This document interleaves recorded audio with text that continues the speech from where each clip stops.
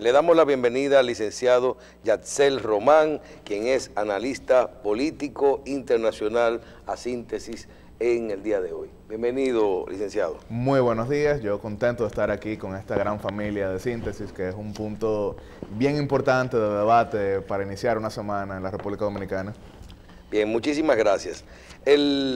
Como tema internacional del momento, aunque vamos a pasar por muchos países, vamos a hacer un recorrido en el día de hoy, vamos a hablar un poquito de la Cumbre de las Américas. ¿Cuál es su opinión de lo que ocurrió en esta cumbre? No la parte, vamos a decir, política y de eso de que si se habló de corrupción o de economía, de esto. ¿Qué pasó a nivel internacional en la cumbre de Perú? Sí, bueno, yo acabo de regresar precisamente de Lima, capital de Perú, que se había constituido ya en estos días como capital del hemisferio occidental. Estuve participando en los eventos de esta octava Cumbre de las Américas, que es mi tercera, porque ya estuve anteriormente en Colombia y en Panamá, y esta es la tercera cumbre en la que participo. Estuve ahí como delegado en la Cumbre Juvenil de las Américas, también en la Cumbre de Sociedad Civil de las Américas, y tuve la oportunidad de participar en la plenaria de la cumbre ya de mandatarios. Y como usted bien señala, el tema de gobernabilidad democrática frente a la corrupción fue el tema global de debate, pero como pasa siempre en estos eventos, una cosa es el tema general y otros son los que se terminan discutiéndose. Y algo que fue gran parte de lo discutido en este evento fue precisamente Venezuela. Venezuela por distintas razones.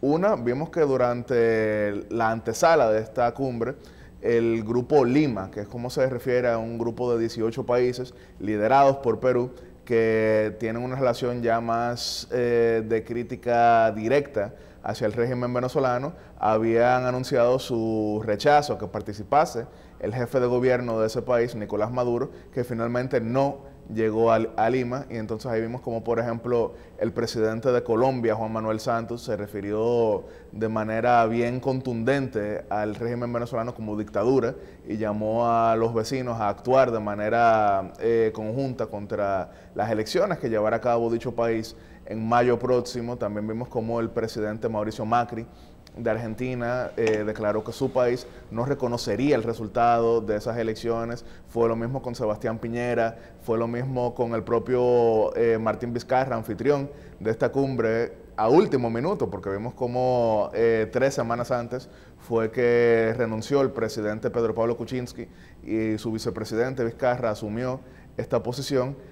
Kuczynski había tenido antagonismo con Venezuela y Vizcarra declaró que iba a darle continuidad a estas posiciones. Entonces eso fue un tema bien importante. Otros, por ejemplo, fueron los traídos por Estados Unidos, que se habían... Que no fue Donald Trump, licenciado. No fue Donald Trump, y esta fue la primera ocasión en la cual el presidente de los Estados Unidos no participó en la Cumbre de las Américas. Recordaremos que en 1994 fue cuando inició este evento, que fue la primera idea de Bill Clinton para reunir a los mandatarios. 14 años ya. Sí. Ah, no, 24. Inició en Miami en aquella ocasión, participó en representación de la República Dominicana el presidente Balaguer, y de por sí en su biografía Bill Clinton resalta todo lo que fue la preparación de la Cumbre de las Américas y resalta de manera bien orgulloso el hecho de que participase el presidente Balaguer, y resalta Bill Clinton que estaba completamente ciego, pero filoso como una tachuela. Pero específicamente esta fue la primera ocasión en la cual no participa el presidente de Estados Unidos. Ya habían estado Bill Clinton, ya había estado George W. Bush, había estado Barack Obama, pero Donald Trump, que se había hecho gran anuncio de su primera visita oficial como presidente a América Latina, a último minuto no llegó, por lo que vimos que sucedió con relación a Siria. Quien lo estuvo representando fue el vicepresidente Mike Pence, y también, desde luego, la representación del Departamento de Estado, el embajador de Estados Unidos ante la OEA, Carlos Trujillo, el senador Marco Rubio, que es presidente del Comité del Hemisferio Occidental en el Senado de Estados Unidos, y anunciaron varias medidas que van a estar tomando, no solamente contra Venezuela, sino también contra Cuba, y se ofrecieron como anfitriones de la próxima Cumbre de las Américas, que sería en el año 2021. También estuvo llevándose a cabo la Cumbre Empresarial de las Américas que organiza el Banco Interamericano de Desarrollo. Ahí, como ya ha sido tradición, habló el presidente de la República Dominicana, Danilo Medina, que ya estuvo anteriormente en 2015, ya había estado Leonel Fernández en otros momentos, y fue un discurso en el cual yo estuve también como asistente, y esa cumbre sirve mayormente para atraer a los presidentes de las principales compañías de la región a que inviertan en los países participantes. Yaciel, tú que has participado en otras cumbres, sí, los últimos 3 años, ¿cómo tú calificas el discurso del presidente con relación a la participación de otros presidentes de la República Dominicana en términos del contenido y de la visión de hacia dónde, hacia qué público de la cumbre quisiera llegar, en términos empresariales, políticos, sociales? Bueno, efectivamente hay que resaltar algo, y esto yo quiero que no se interprete de manera política. Esto yo creo que se interprete sencillamente con los datos y que no tiene que ver únicamente con este gobierno. Pero en esa cumbre, una gran parte de los presidentes participantes resaltaban con muchísimo orgullo cómo sus países crecen a un 2%. República Dominicana, durante los últimos 50 años, con excepción de solamente 3 de esos 50 años, ha crecido a un promedio de entre 5 y 7%, con años incluso de 14%, como era en los años 70, en la gran época de oro del azúcar. Entonces, cuando vemos eso y República Dominicana resalta un 5%, entonces eso es algo que sirve como atracción para muchos inversionistas que ven que es una economía que quizá de manera superficial, pero por lo menos constante, mantiene crecimiento, y eso es algo que atrae. Pero en comparación con algunos otros países que tienen otros atractivos, como lo es el tema de la seguridad jurídica, como lo es el tema de una mayor infraestructura acorde con el siglo XXI, obviamente República Dominicana no sería el más atractivo, pero lo cierto es que cuando vemos la media de la región, República Dominicana pudiese estar muchísimo mejor, pero tampoco estamos entre los peores de la región. Entonces hay que resaltar que si bien el presidente Medina no es un gran orador, no es un gran tribuno, esa nunca ha sido una de sus principales cualidades y él no la ha vendido como ello, pero los datos de República Dominicana sí tienen algunas cosas que resaltar. También, por ejemplo, es el hecho de la inflación en nuestro país. Cuando vemos que ¿Y en la cumbre se llega a alguna conclusión? En la empresarial, no exactamente, porque esa es más para intercambio, pero ya en la Cumbre de las Américas, lo que se refiere a la plenaria de los presidentes, sale una declaración final y que uno podrá preguntarse, pero ¿de qué sirve todo esto? Es decir, es vinculante a los estados, es decir, la declaración es vinculante a que los presidentes estén... A eso voy, porque uno puede preguntarse, pero bien, o sea, esta cumbre que se lleva realizando desde 1994, está la Iberoamericana desde 1991, están las cumbres de la ONU, están las cumbres de CELAC y demás. Estos papelitos, ¿para qué sirven? Sencillamente es para la foto, sencillamente es para socializar, y esa pudiera ser la impresión que quedan muchos, y yo tengo que decirles que tendrían la razón si piensan eso, porque las declaraciones solamente quedan en eso. Ahora bien, ¿de qué sirven? Porque cuando se firma ese compromiso, cuando los presidentes firman en nombre de sus estados estos compromisos con la institucionalidad, con la transparencia, en la lucha contra la corrupción, para el fortalecimiento democrático y la defensa de los derechos humanos, corresponde a la ciudadanía empoderada y activa el hacer que esto se cumpla, porque si queda solamente en la declaración, quedará ahí atrás. Porque, por ejemplo, mira, en el año 2001, precisamente 11 de septiembre del año 2001, se realizó la reunión en Lima, Perú, de la Organización de Estados Americanos, y nadie va a hablar de qué se dijo ahí, de cuál discurso se llevó a cabo ahí, pero sí se habla de lo que quedó, que fue la Carta Democrática de las Américas, y eso es algo que quizá a los estados no les gusta mucho cumplir, pero que a la sociedad civil, que a los jóvenes, que a los sectores políticos, tanto en el gobierno como en la oposición, les corresponde el llevar ese cumplimiento. Entonces, eso es algo bien importante, los compromisos en materia de transparencia que el Estado Dominicano, no solamente en esta cumbre, sino en varias otras, ha asumido, es algo que tenemos que nosotros luchar para que siga cumpliéndose y que no quede como letra muerta. Porque si bien aquella frase famosa, muchas veces parafraseada, de que las constituciones solo son un pedazo de papel, si no hay hombres y mujeres dispuestos a defenderlas, eso queda precisamente igual con estos compromisos. Son solamente un pedazo de papel siempre y cuando no haya personas dispuestas a hacer que esto se cumpla. Yacel, la situación de Perú. Sí. Ya la cumbre pasada, el vicepresidente asumió. ¿Cuál es la situación real posterior a la renuncia del presidente? ¿Se mantiene todo intacto? Porque vimos que a pesar de la situación política que vivía Perú, la economía no sufrió, no había mayores perturbaciones. ¿Cuál es la situación real de Perú ahora con relación a...?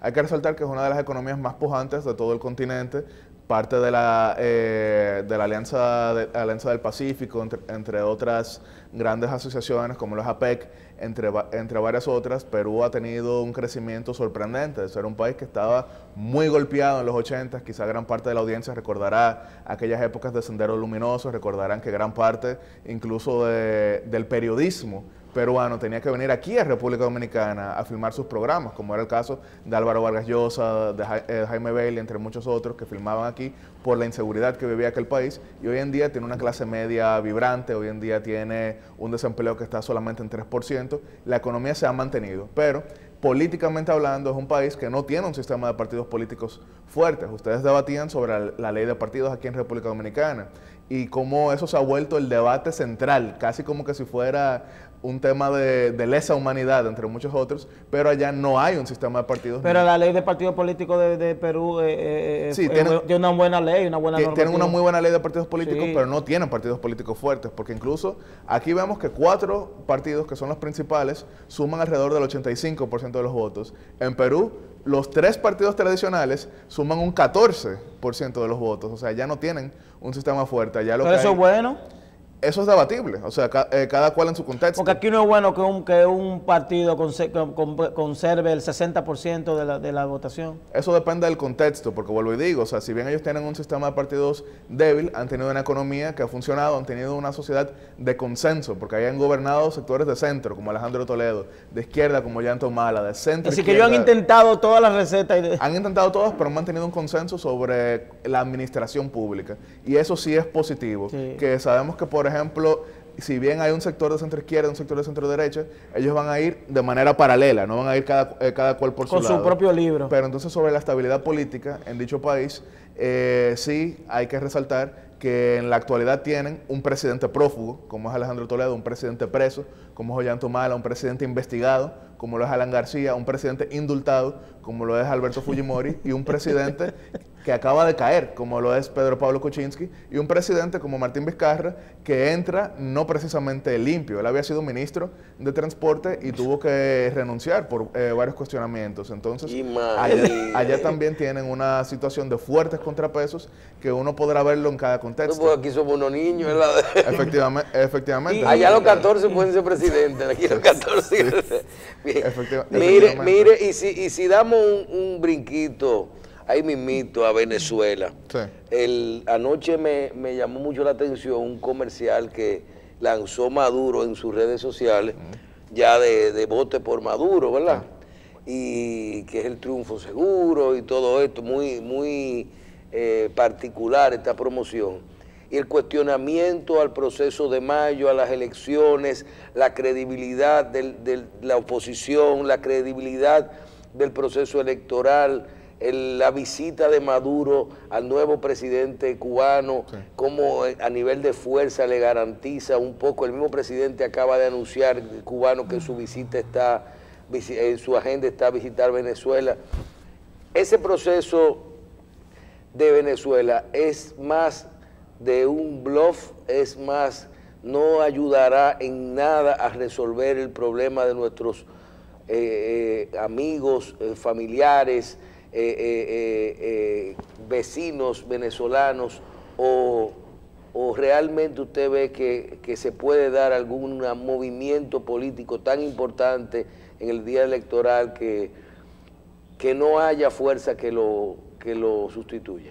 Yo creo que usted muy bien lo dijo, el proceso electoral que va a llevar a cabo Venezuela el próximo mes no es un proceso que cumpla los criterios mínimos de credibilidad en siquiera la región latinoamericana. Es un proceso en el cual han proscrito a la mayoría de los líderes opositores, en el cual le han quitado la personalidad jurídica a la mayoría de los partidos políticos que le hacen oposición al gobierno de Nicolás Maduro. Es un proceso electoral en el cual no se llegó al consenso necesario que se estaba debatiendo aquí en República Dominicana, porque recordaremos que uno de los puntos principales que estaba en el diálogo que nuestro país fungió como anfitrión y al cual lo pusieron de mojiganga prácticamente, eso no se llegó a acordar, no se convocó a una observación internacional de sectores imparciales, no se convocó a una participación plena, plural y transparente de todos los sectores, y lo cierto es que ahí se está llevando a cabo un matadero electoral.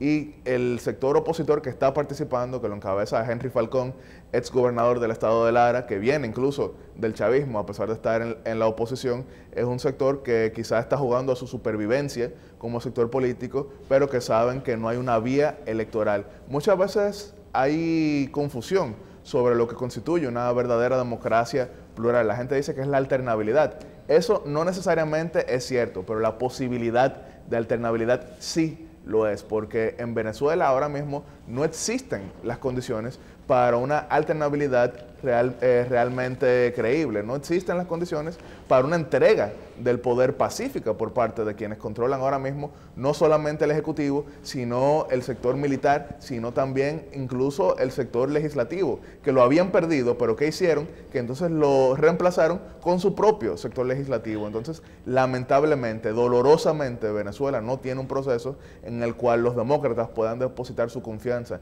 No existe al día de hoy una vía electoral en Venezuela, y por eso es que hemos visto países no solamente como el Grupo de Lima, que resaltábamos Chile, Perú, Colombia, Uruguay, México y varios otros, sino incluso países de Europa, como es el caso de Francia, con Emmanuel Macron, que también anunció que no reconocerán dicho proceso electoral. Al día de hoy, los únicos países que pudieran reconocer tal resultado son los países más cercanos al régimen, como lo es el caso de Bolivia, como lo es el caso de Nicaragua, que tiene su propia situación, como hemos visto en estos días, con alrededor de 30 muertos, y como lo son países que por razones ya quizá un tanto más financieras que políticas se han plegado al régimen venezolano. Ya sé, aparentemente Sudamérica está como convulsa, ¿verdad? Bueno, hay situaciones en diversos países de conflicto, Venezuela, Brasil, y ahora tú mencionas el caso de Nicaragua. Sí. Desde la perspectiva global tuya, ya como un analista, ¿cuál tú crees que ha sido lo que ha sido el detonante para la situación que se ha generado en Nicaragua? Hay que recordar primero que Nicaragua es uno de los países más tranquilos del continente, contrario a lo que mucha gente puede pensar, porque es el país más pobre de Centroamérica. No es un país violento, como es el caso de El Salvador, de Honduras y de Guatemala. Es un país que tiene una tasa de muertes violentas de 7 personas por cada 100.000. En comparación, República Dominicana ha tenido hasta 24 en los últimos años. Lo ha reducido un poquito, pero más de 20, que es bastante violento. Nicaragua, tierra de poetas, ha sido gobernado por 2 familias en los últimos 64 de 81 años, que son las familias Somoza y Ortega. Y entonces ha sido un pueblo mayormente dócil. Daniel Ortega, que retorna al poder en el año 2006, luego de 16 años de oposición incendiaria, había tenido mayor control en esta ocasión que incluso cuando tenía un gobierno más militarista, por el hecho de que aprendió a conciliar con los sectores fácticos que anteriormente se le oponían. ¿Se volvió conservador? Sí, incluso de ser un gobierno ateo, se volvió ahora un gobierno altamente confesional. Él comulga todos los domingos. Y oligárquico. Sí, mira, ahí tienen imágenes de lo que está ocurriendo en Nicaragua. Alrededor de 30 muertos. Y a lo que ha causado esto, y es que hay que recordar que Daniel Ortega ha desarticulado a toda la oposición, ha llevado a cabo varias medidas antidemocráticas y que hizo una interpretación medalaganaria de la Constitución para presentarse a una reelección. Y nada de eso causó un estallido. Entonces, ¿por qué ahora sí? Por una razón, pero mira, Yacel, ahora que tú mencionas de lo que dio paso a una nueva repostulación, su tercera repostulación consecutiva de Daniel Ortega, fue una interpretación constitucional que ya se ha aplicado en otros países. Y que se pretendía hacer aquí. ¿Tú dices se pretendía o se pretende? Bueno, es lo que está ocurriendo en Nicaragua, o que lo que ocurrió, que dio paso a la repostulación de Daniel Ortega, es lo que está ocurriendo aquí con el transitorio de la Constitución. Sí, es un tema que... Así que fue a la Corte... No, ellos no fueron a la Corte Interamericana, sino que interpretaron la Convención Americana de Derechos Humanos en su artículo 23. De la violación de un derecho. Que habla del derecho a ser elegible, como que no se puede limitar la reelección de un presidente, y entonces se declaró la inaplicabilidad de la prohibición constitucional a la reelección. Oye, eso, es el mismo esquema de República Dominicana. Se religió Daniel Ortega y tiene la distinción de haber jurado para su segundo mandato consecutivo sobre una constitución que le prohibía presentarse, pero hacia eso me dirigía. Eso no causó un gran estallido, fue en el año 2011, pero ¿qué está pasando ahora? Y es que se metió con algo que sí afecta a las mayorías, que es el tema del bolsillo, las pensiones. Esta reforma al sistema de seguridad social nicaragüense trata el tema de los aportes que reciben los ciudadanos en sus pensiones, que rondan alrededor de 300 y 500 dólares para hacer un tipo de cambio, y que les quita un 5% de ese aporte que reciben, y también aumentando... ¿Pero como impuesto? No como impuesto, sino que de la remuneración que reciben, les quita un 5% para dedicarlo a otras áreas, como lo es, según ellos anuncian, por ejemplo, el tema de los cuidados médicos, pero al mismo tiempo aumenta el descuento que les hacen en sus pagos formales de un 6.22 a un 7%, y a los empresarios se lo sube de un 19% a un 21%, y se supone que tiene que terminar en 23% en el próximo año 2019. Es decir, esto causa una pérdida de circulante. Está muy parecido al de aquí, ¿eh? Aquí no hay mucha diferencia, igualito. Que nosotros deberíamos poner nuestra barba en remojo frente a la realidad. Pero hacia eso No, pero fíjate que tú mencionaste el tema de la ley de partido, el tema de la repostulación. Sí. En otro país hablaste de que tiene una ley de partido buena, y ahora estás hablando estamos hablando de un presidente que se ha repostulado 3 veces, que su esposa es la vicepresidenta, y que sus principales funcionarios son sus hijos. Efectivamente. Es decir, estamos hablando de un totalitarismo, de un gobierno totalitario, donde lo que está ocurriendo en Nicaragua ahora es que personas que se han visto desplazados dentro del esquema político están interviniendo porque hay un choque interno. Entre otros, pero lo cierto es que también la cosa está cambiando, ¿verdad, licenciado? La gente ya no piensa igual, la gente como que no le pueden venir con muchas cosas. Efectivamente, porque vuelvo y resalto, cuando él estaba aplastando a la oposición, incluso destituyendo 26 diputados opositores para poner a sus seguidores, la gente no salió a la calle. Pero cuando estamos hablando del bolsillo,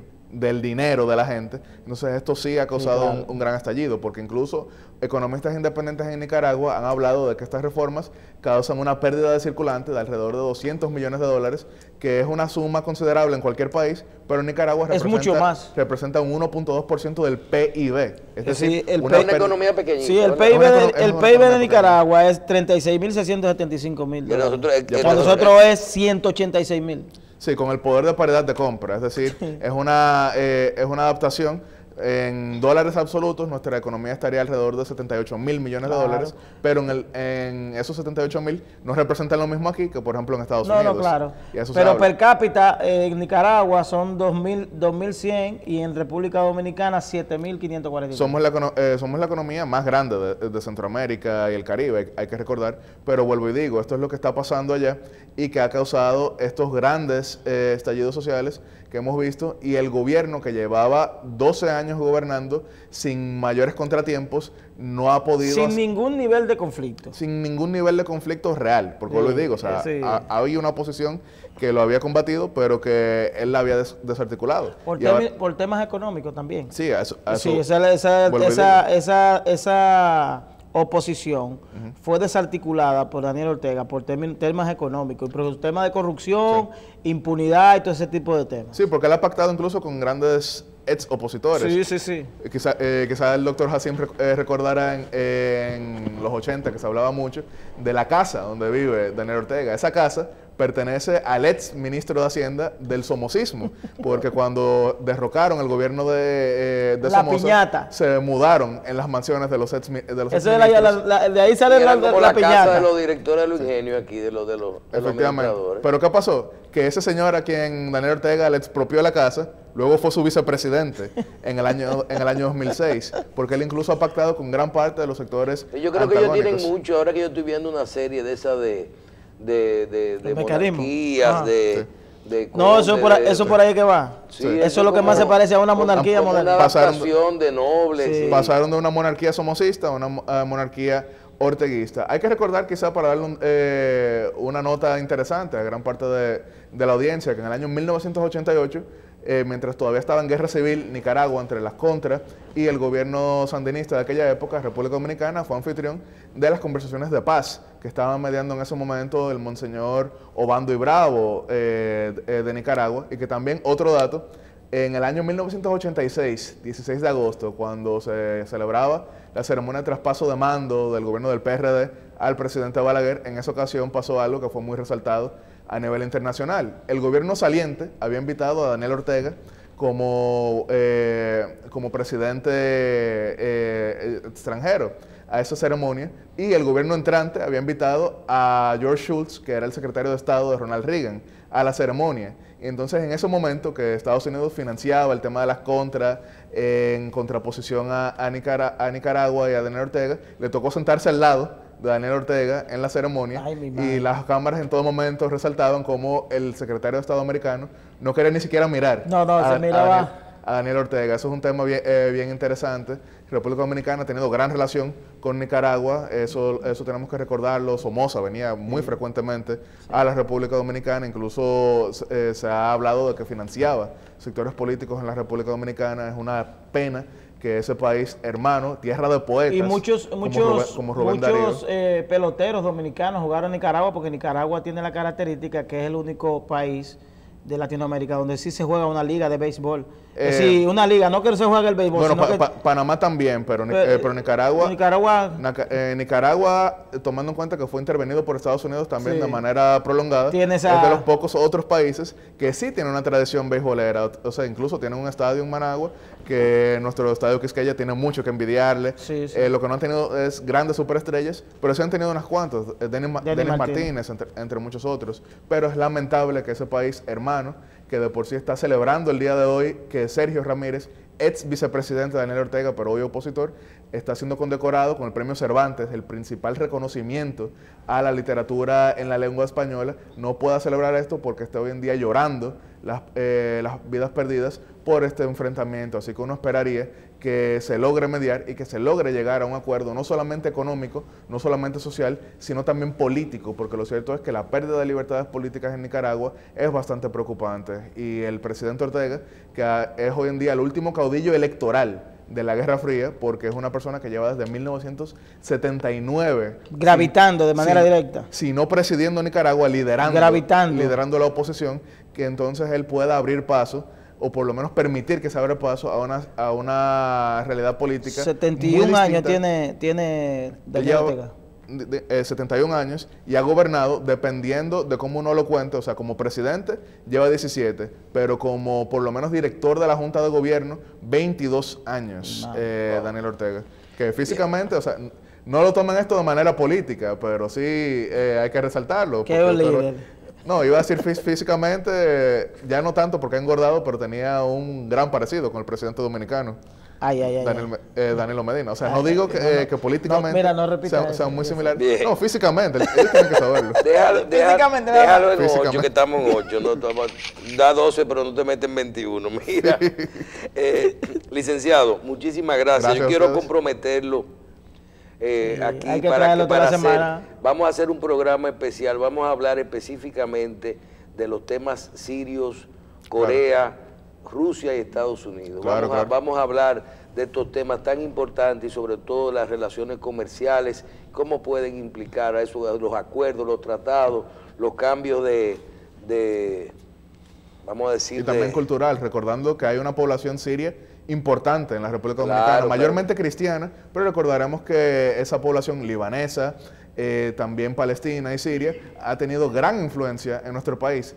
generalmente conocidos como los turcos, por razones históricas que quizás trataremos en dicha ocasión, pero que hay una población importante en nuestro país, Siria. Bien, muchísimas gracias. Agradecemos al licenciado Yatsel Román, analista político internacional, que estuviera con nosotros. Reformista, importante del Partido Reformista Social Cristiano, que estuviera con nosotros en el día de hoy. Vamos a una pausa y regresamos con el licenciado Airomi Castro, quien es asesor en prevención de lavado de activos. Bueno.